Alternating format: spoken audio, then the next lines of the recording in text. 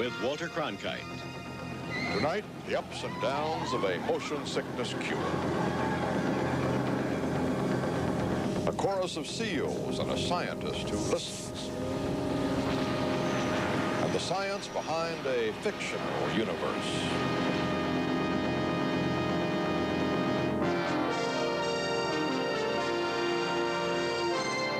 If you have seen this season's big space opera, The Empire Strikes Back, then you've seen this intergalactic dreadnought.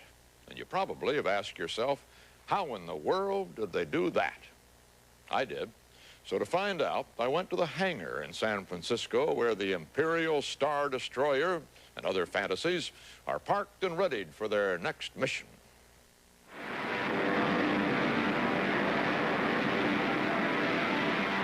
That's the way it was. In case you haven't been to the movies lately, the future is not what it used to be.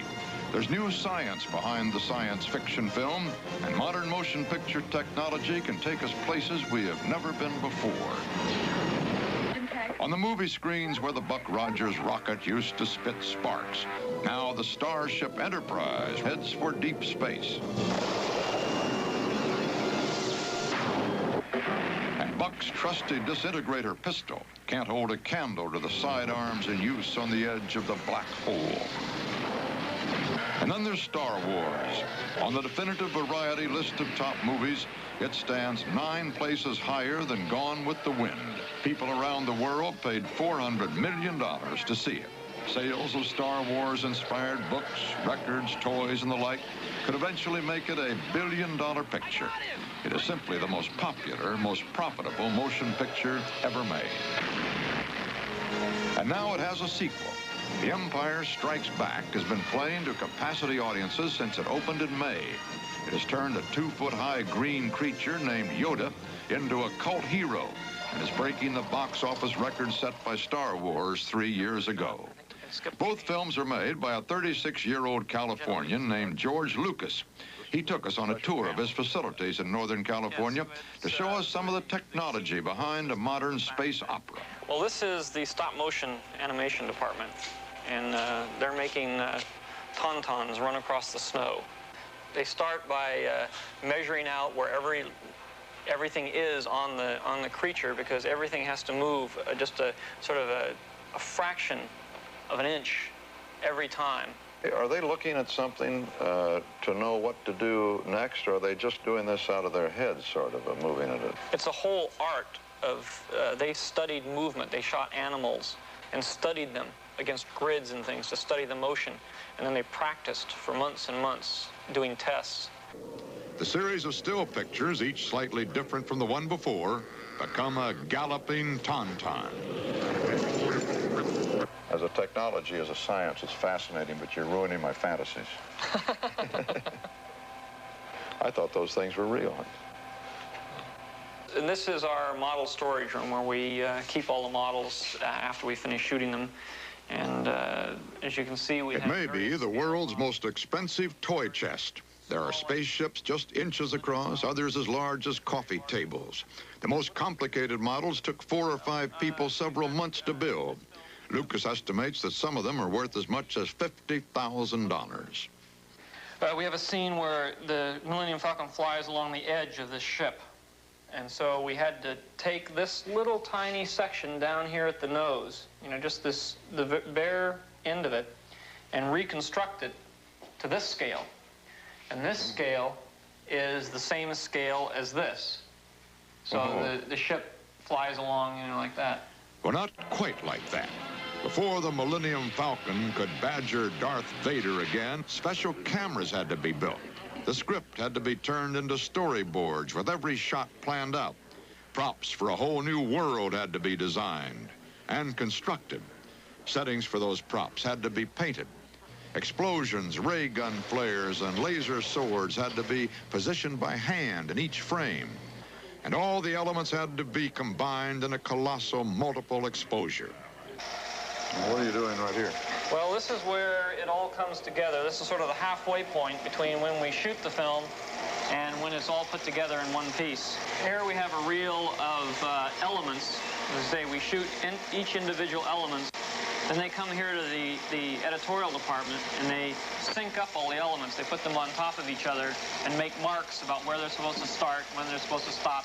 Then they send that over to the optical department, and the optical department then puts it together on one piece of film. Actually, go back and we'll look at that. Okay.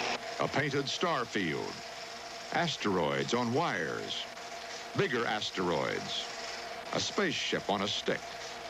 Movements carefully controlled to make the viewer feel like he's moving too. The heart of this entire kind of filmmaking is the duplication of movements. The true star of the new wave of science fiction films is a robot camera.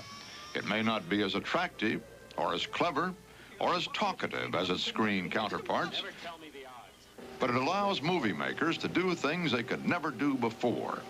A ship soaring through space actually is the camera moving around a static model. Electric motors move the camera up, down, and from side to side in a sequence preset on a panel off stage. Once the robot is programmed, it can repeat a complex series of movements with inhuman accuracy, time after time.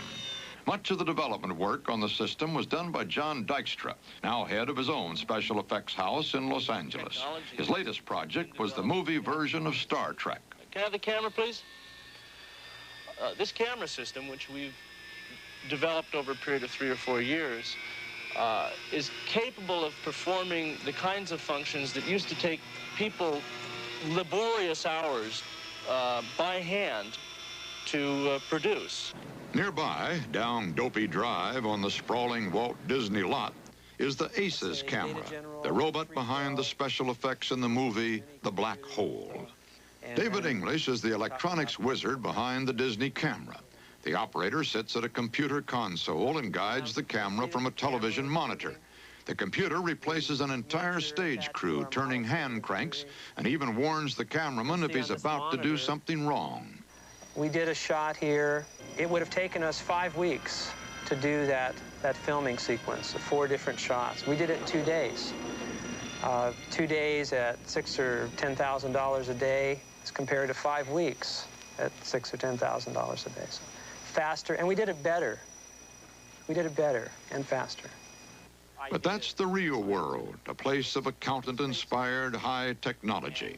For George Lucas, such science belongs behind the scenes. We sort of go off on our imaginations, and whatever we can do to entertain ourselves is where we go, whether it's logical or scientific or not. The films have sound and space, and we violate a lot of natural laws just for sort of entertainment and enjoyment effect, which is the prime mover. But it also gives, I think, young people an interest in space generally. The complicated mixture of sophisticated technology, space-age machinery, and starry-eyed fantasy in today's science fiction films just may serve as inspiration for a coming generation of scientists.